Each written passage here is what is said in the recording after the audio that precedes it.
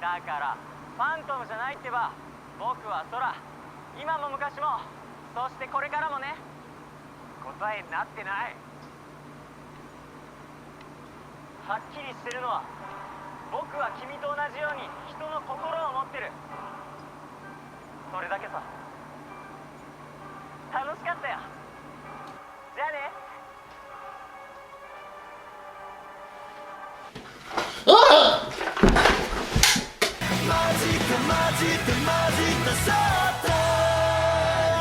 What the heck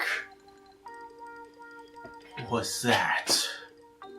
Well, I had to get your attention somehow, and we've always had a flair for the dramatic, so I figured that would work.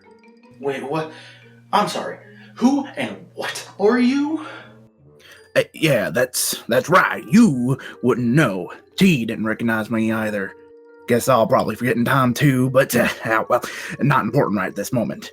My name is Lawrence T. Shark. I am a promoter and manager at large, and kid, I've been watching you for quite some time. You really got something, you know, a real spark. You could go far if you really put your whole self into this stuff. But I've also noticed, every time you start to get on a good stride, you end up like this. Like what? Laying around, letting good momentum go to waste while watching some show and letting someone drag your channel and your name through the goddamn mud. Well, I mean, can you blame me? For the last couple years, I've been trying to get serious about this stuff, and life has been kicking me in the ass. And just when it seemed like I'd finally freed myself up enough to really focus on this stuff, Ranger T showed up, hijacked one of my videos, hacked into my channel and locked me out of it, and worst of all, he tore up my Asuka sign the week she finally became women's champion. And I'll have you know, by the way, the Kamen Rider Wizard is not just some show, it's one of the most underrated toku series ever. Really? I've never heard of it. Oh yeah, man, it's this great little show about how people deal with depression and their inner demons, but it also has this nice sense of humor and a childlike sense of awe built into it to keep it from getting too dark. It's my perfect comfort show.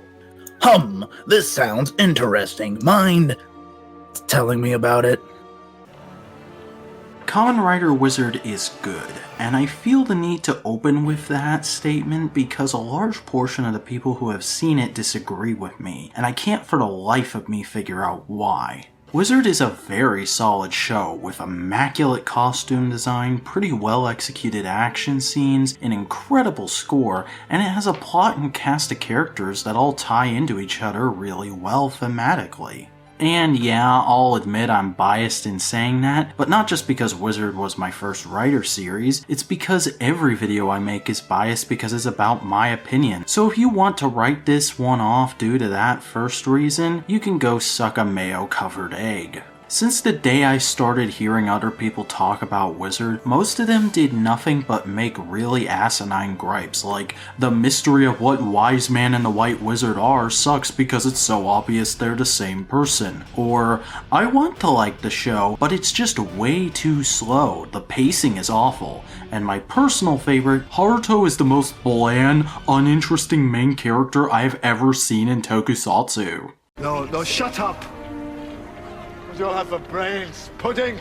I just don't understand why so many people can make these complaints when not only are two of them not valid at all, but one of them enhances the show. And I'm pretty sure none of them understand why I like the show so much too, so you know what? I'm gonna sit here and explain all the thematic and character reasons I have until I've hopefully convinced some of you that it's a good show. Wizard's themes are that of hope and despair, which in this case are meant to be a greater allegory for struggling with depression, as the base conflict of the series is Haruto's war against the Phantoms, who are trying to drive all the gates in Tokyo, gates being people with magical potential, to despair in order to increase their number. Or at least that's what we're told their mission is at the start. In fighting this war as the ring-bearing wizard, Haruto takes on the role of a classical hero by acting very nonchalant about his powers and mission while being very playful with his opponents in battle, and yet still coming off as taking everything about his mission as a serious duty in the early episodes.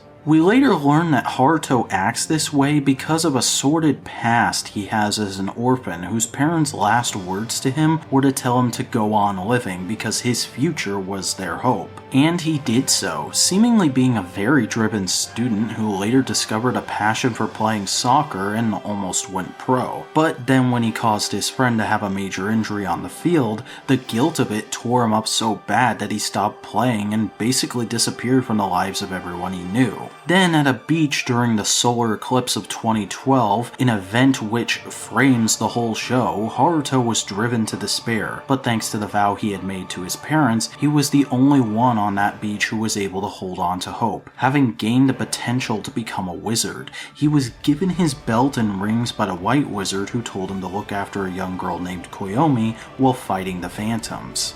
Learning that he had the ability to save others from despair in such a grand way gave Haruto purpose again, and defeating all the phantoms became his hope. Now, I want to back things up for a second here because Kamen Rider is one of the oldest toku franchise out there, having been created by Shotaro Ishinomori in 1971, with the core idea of it being a story about a person who is turned into something that could be monstrous or evil against their will. And instead of going with that, they choose to fight for good. And that core idea has been implemented in every incarnation of the series, as is pointed out in the two-part epilogue episode. Haruto is no exception to this, as anyone can see. But what people can't seem to see is that the show doesn't treat him like he's perfect because of that. No, the show you should think of when making that complaint is called Kamen Rider Ghost. We often see Haruto's persona as the selfless savior fall away when those close to him are threatened. Mikiko and her family being targeted by the phantoms because her son is a gate, Rinko being hospitalized after trying to form an alliance with Phoenix and getting burned, no pun intended, for her troubles, Koyomi almost running out of mana and dying when he briefly loses his powers, and in Koyomi being taken by the White Wizard after Haruto discovers that he's Wise Man. In all of these instances, we see Haruto become almost mad with worry and beat himself up over the fact that he can't do more for his friends, and every time he overcomes it by either gaining a new power or coming up with a new innovative way of tackling the problem he's facing. Through these struggles with his own limitations and instances of overcoming them, we see that while he has incredible powers, he's still a regular guy with struggles and weaknesses, albeit one who's held in a very high regard by almost everyone in his life. Oh, hang on, hang on there. If this guy is as well-rounded as you say, then how come people find them so bland? A lot of Haruto's backstory isn't doled out until the later part of the series due to him stating again and again that his past doesn't matter and he'd rather live in the present and move towards the future. So he remained kinda stoic and one-note in his persona for the first 10 or so episodes, which led to a lot of people who either didn't watch past that point or stopped paying attention, thinking that he was kinda bland and generic. And how long is this show? 53 22-minute episodes long. People judge the main character on the first 10. That seems a little neurotic. Yeah, just one of the consequences of people watching shows that are made to be one story with a set beginning, middle, and end every week and judging them like they should be held to the standard of an old-style episodic series, I guess. Besides, I don't actually mind all that time with stoic Haruto early on. In fact, I'd argue that the show needed this time with him acting withdrawn in order to make it clear later on that he doesn't talk about his past because a lot of it is hard for him. And he seems happy in his newfound role as a hero, so why would he want to dwell on the part of his life that wasn't all that good unless he's forced to confront it like he is in the backstory episodes? These are perfectly understandable motivations to me, and unless you just haven't connected the dots, I don't see why they wouldn't work for someone. It's not like we don't get any hints or details about the eclipse early on anyway. The info starts getting dropped in the second and third episodes when Rinko starts investigating Haruto's past. And now that we're on them, I'd like to discuss Rinko and Shunpei. The role they serve could be summarized as Haruto's link to the everyday world, though Shunpei is definitely more superfluous in that regard. After being the first two people Haruto saves in the show, they both become fascinated by him and his power, enough that they track him down, one becoming his friend and confidant within the police force, and the other proclaiming himself as his wizard's assistant, because by saving them, Haruto became their hope, and they want to repay him for that. While helping Haruto protect the gates, they often bring out unseen sides of him and Koyomi, and often keep them from being consumed by their duty. Because of that, I think they serve a valuable role within the series. After all, we don't know how much time passes in between the eclipse and the start of the series, so I theorize it's likely, given the way Haruto and Koyomi act at the start, that they had done nothing but fight phantoms until then. So when Rinko and Shunpei came along, it was probably like a breath of fresh air reminding them why they're doing this. I will concede, however, the show only really needed one character to do this, as stated earlier. Shunpei could have easily been cut out of the series and very little would have changed because of it. Aside from a few focus episodes early on, he doesn't get much development, and his decision to train under Wajima in the final comes completely out of left field. Rinko, on the other hand, gets tons of stuff to do and is probably the most proactive member of the supporting cast. She's constantly smoothing things over between Haruto and NSA Section 0, doing detective work to learn more about the Phantoms and help Haruto and Nito protect the gates, and she's a big part of helping Koyomi come out of her shell early on. Huh. So would you say that the supporting cast is kind of the show's weak point then? Well, they can be. Wajima himself honestly doesn't get much to do besides make the wizard rings and give Haruto and Koyomi a place to stay, but him and Shunpei are pretty much the extent of the weak links. After them comes some pretty awesome characters, like the secondary writer, Nito Kosuke, Beast, the Wizard. For the longest time, Nito was my favorite Kamen Rider, and that's because he's such a perfect summation of everything I want out of a secondary. He's an excellent counterpoint to Haruto, being super passionate about hunting down and beating phantoms to the point of being a little hyperbolic, because he has to be. Unlike Haruto, Nito needs to beat phantoms and consume their mana in order to survive, or Chimera, the phantom he draws his powers from, will eat him. Nito even refuses Haruto's offer to try and destroy Chimera at one point because he likes the excitement of it, repeatedly stating throughout the series that to him, danger is opportunity. And that right there is what separates him from most Heisei secondaries. He doesn't have some malicious end that he's working towards or huge grudge against the rest of the main cast, and he's not even a tsundere. He's friends with them and only really calls Haruto his eternal rival jokingly. In fact, through his friendship with the others, he grows as a person over the course of the story, going from seeing the gates as nothing more than phantom bait to taking his and Haruto's job of protecting them as almost as seriously as Haruto does. Even going so far as to take on a mentorship role for one during the final arc, all thanks to his hope being one that coincides with Haruto's,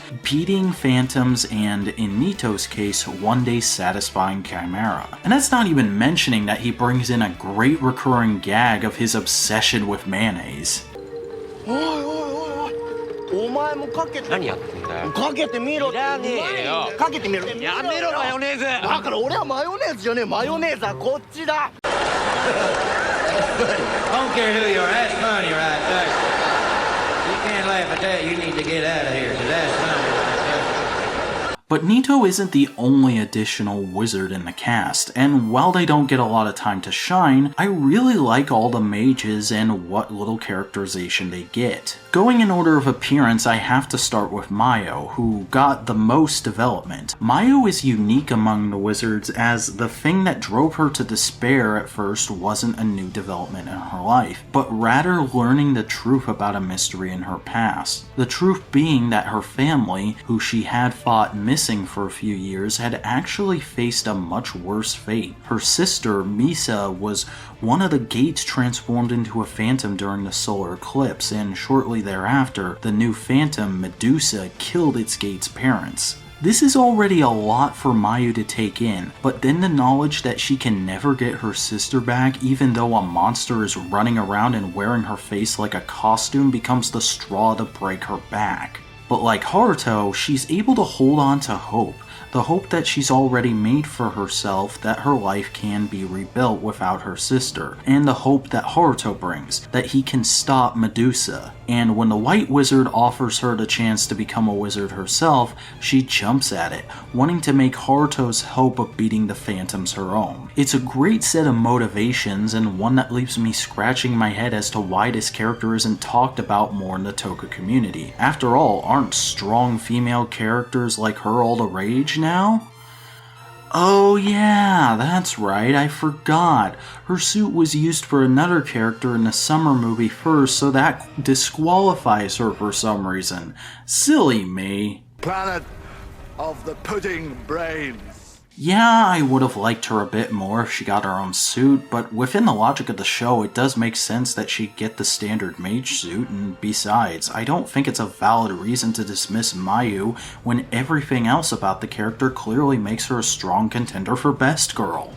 Yuzuro's got pretty great motivations too, if a bit more cliche for Japanese media than the others. As a kid, he was good friends with one of the older neighbor girls in his neighborhood who treated him like a little brother, until one day he tried to ride her new bike on his own while she wasn't looking and got hit by a truck, severely injuring himself. For years it put a strain on their relationship, as whenever she looked at him, she seemed sad and ashamed of herself for letting it happen. So his hope became bringing her smile back. With Nito's help, he finally learns how to ride a bike and tries to impress the girl named Akari with his skills, but then the Phantom targeting him uses its power to cause Yuzuro's bike to crash into Akari, injuring them both and sending him into despair. But upon learning Akari is still alive, he holds on to the hope that he can still fix things between them. And then there's Masahiro, the everyman of the wizards, because his hope doesn't come from something as grandiose as being a hero who fights monsters, but simply the desire to protect and provide for his wife and unborn child. And well, it's about all we get with him since he's only in the last few episodes. It's still a great motivation that instantly made me like him. Alright, so the show's full of great baby faces, but you ain't said nothing about the heels so far. What about them?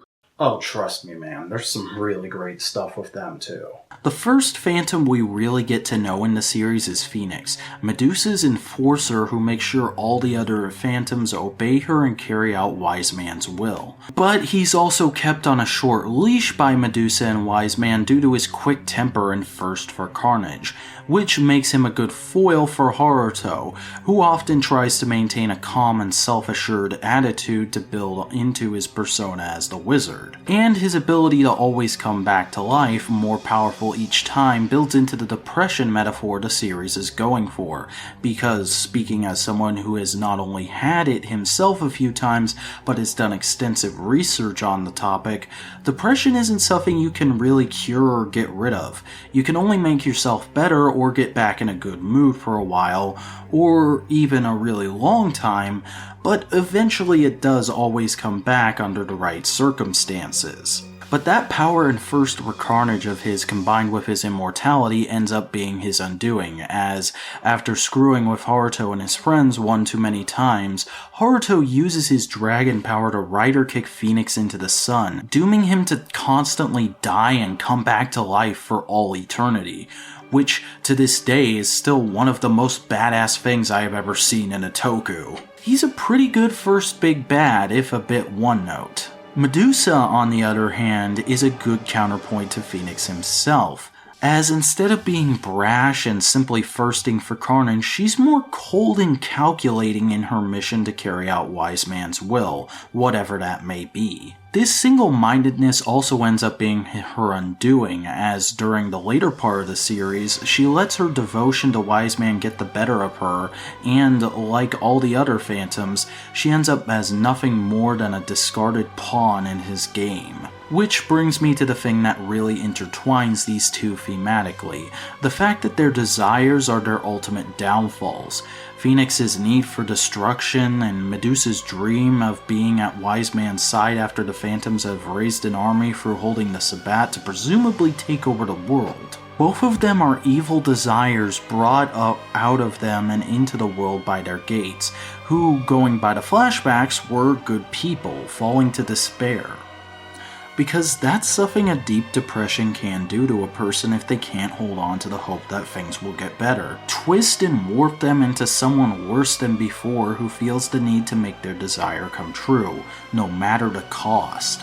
But then that leads us to the person who brought them to think that way. Fuyuki is undoubtedly the most underrated part of Wizard, because, as I stated earlier in the video, a lot of people were annoyed by the fact that the mystery of who he was stretched out until the final arc, and it was very obvious that Wise Man and the White Wizard were the same person. Do you know what I hate about the obvious? What? Missing it. Which is exactly what everyone did here. All throughout the series, it's made obvious that Wise Man and the White Wizard are the same person, with there being scenes of a character finding a magic stone and then the White Wizard acting as if it's part of his plan, them sharing a character theme called White Wizard which appears just before the 2 tracks for the Sabat and the OST, and then the White Wizard driver sound effects playing the first time he shows up as Fuyuki. I submit that this was all done not because they were trying to lay hints that Fuyuki, Wise Man, and the White Wizard were all the same person, but because it was supposed to be obvious to the audience that they were, and that the reveal we get in the final arc is only meant to be a reveal for the characters within the story. After all, why else would they lay out such ham-handed hints in an otherwise solidly written show? Besides, the mystery of who the Free are isn't the interesting part of Fuyuki's character. It's why he's doing what he's doing while wearing those different masks. Fuyuki is a world-renowned physicist with notable work in almost every associated field, and this brought him much success and happiness in making him able to provide for his young daughter, after having been widowed. But when his daughter was diagnosed with an incurable terminal disease, the helplessness he felt at the fact that even with all of his knowledge he still couldn't save her nearly drove him to despair, until he found hope again in magic and began working to make himself into a wizard, by first creating the artificial phantom who would later be known as Wise Man and acquiring the Philosopher's Stone, an object with the ability to channel vast amounts of mana, possibly enough to revive his daughter. And so he held the first Sabat during the solar eclipse of 2012, but though it created a new population of phantoms, it didn't channel enough mana to fully revive his daughter, only giving life to the body with no memories of its life as his daughter Koyomi. But like the other wizards, Fuyuki's not one to lose hope easily. So, taking inspiration from Haruto, he left Koyomi with him and began his manipulation of the phantoms to find 3 more gates with the potential to become wizards, eventually taking Mayu, Yuzuru, and Masahiro to teach them, whether they wanted it or not. Though, much like Medusa and Phoenix, the hope he found within despair was at its root evil and unnatural. Restoring Koyomi, while a noble idea, would be a perversion of nature. She herself says several times that she thinks it would be best if she were allowed to just rest in peace. And it's for that reason that in the end, the Sabat is stopped by Nito, making the potential life-ending sacrifice of releasing Chimera to consume all the mana, and Fuyuki is defeated by Haruto while using Infinity Style, a power set created from his own willpower, and the hope to save Koyomi from death, whereas Fuyuki's own powers as a wizard and the ones he made for the mages were crafted artificially and impurely, coming from false hope and against their own wills. But that's pretty par for the course for a writer show. A villain using evil powers to try and bring about some horrible master plan, and the hero stopping them with the pure intentions of love and justice is something every writer series does. But you see, there's a reason why Fuyuki isn't the final boss of this show, and the biggest fuckboy in Toku history is. Gremlin is, in a word, brilliant. Both as a character and thematically. He's the perfect foe for all the characters he goes up against. He's a better manipulator than Fuyuki, he's a better leader for the Phantoms than Medusa, he's more assuming at first than Haruto tries to be, and he's more goofy than Nito. And it's all because he's a psychopath who, after getting dumped by a girl, became a serial killer whose victims were all girls that looked like his ex. Because of this, I would theorize that the whole time he was really in despair, but instead of his phantom manifesting normally, it only twisted his mind, which is why when it did manifest during the Sabbat, he retained all his human memories and still referred to himself by his human name, Sora. Once he was the Phantom Gremlin, though, his mission became becoming a human again with the power of the Philosopher's Stone. And that right there is why I love this character. He is an incredibly twisted inversion of what we normally get from a main writer. A normal human turned into something which could be monstrous or evil, who instead chooses to defy the source of his power and fight for good while maintaining a normal human life and hoping to someday return to normal physically. It's what makes him the perfect final boss for the series, because the one thing all of the big bads have in common is that their hope is an impure, warped, and twisted one, while Haruto and the other wizards all draw their hopes from pure, often selfless hopes. So the final battle being between Gremlin, an inversion of the core idea behind Kamen Rider as a whole, and Haruto and the other 4 good wizards united under the selfless goal of saving the city and Koyomi's soul, is a near-perfect end that encapsulates the message of the series. That while hope is a good thing, it's the hope that benefits others and not just ourselves that we should focus on.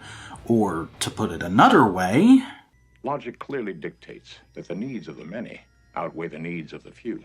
And that's why I love Kamen Rider Wizard. I have tons of other notes I could and probably will go into at some point, but at its core, it's that message. One of selfless and pure heroic spirit that completely envelops and permeates the series. The show isn't perfect, it has its problems, but I think they're far more minor than most people make them out to be. And while it's not my favorite Rider show, it's still a great one. Well, with the way you describe it, it seems like a pretty good show with a really great message to it. Yeah, it really is, man. Shark? So why ain't you following it? What? Kid, think about it. The show's message is to do your best to be someone who does things that will benefit others. And you were doing that as an entertainer. But now you're just sitting here like a sad sack while someone else ruins everything you've worked for. Can you really say that you're okay with that when you just spent how long ever, 15 minutes, talking about how much you like this show? Well, it's a bit more complicated than that, and it's not like I haven't tried to get the channel back. Kid, come on, kid. You know that is not true. You made such a big deal out planting your flag in the sand at the end of Megaforce 6, and now, over 1 year later, you still aren't putting everything you can into the job like you keep saying you want to. Are you really okay with that? Of course I'm not. But that still doesn't change the fact that I can't get back into my channel, or that my videos keep taking over a month to make no matter how much time I carve out. So change your style. Do something else that's easier to produce. Not everything has to be a video essay to succeed on YouTube. And you can still talk about the things you like without that format. As for the channel, isn't your producer... He's my script editor. Whatever. Isn't he like a computer whiz or something? Ask him to hack into the channel and steal it back from Ranger T. And if he can't, just make a new damn channel. I mean, come on, kid. It's not like you'll be losing a huge established audience. You know what? You're absolutely right. Thanks, Mr. Shark. You're welcome, kid. And let me know if you need any more help in the future. One thing's about me, I'm always, hanging around. Well, I might take you up on that later. But for now, I've got work to do. Every time you look around,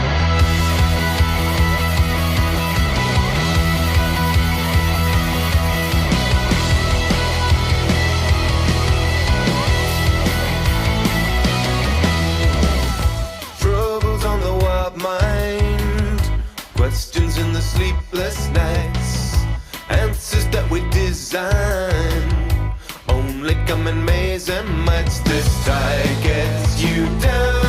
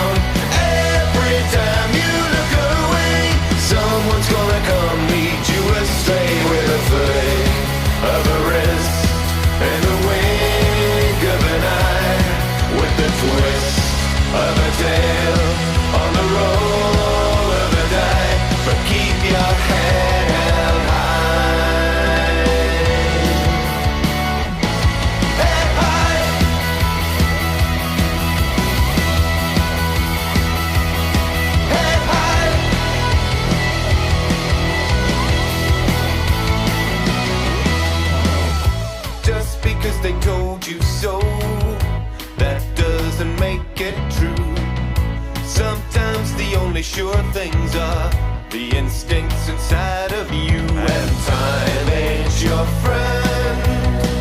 Beauty always has to end. It's fine to be scared. We get here so unprepared. And when you think you've seen it all, every time you look around, life is gonna try to keep you down. Every time you look away, someone's gonna come lead you astray with a flick of a wrist and a wink of an eye, with a twist of a tail on the roll of a die. But keep your head held high.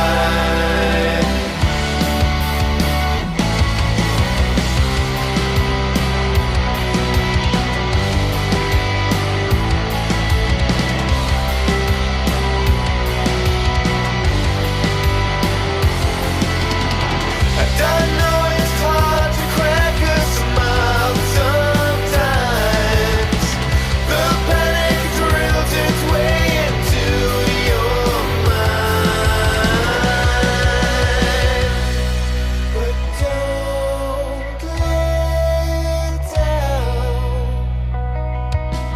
Don't lay. And there. Google should be sending you a new password key here by email in just a second. Wait, that's it? That's all we needed to do? Yeah, it's actually not that difficult. So I've been sitting around for the last 3 months over nothing?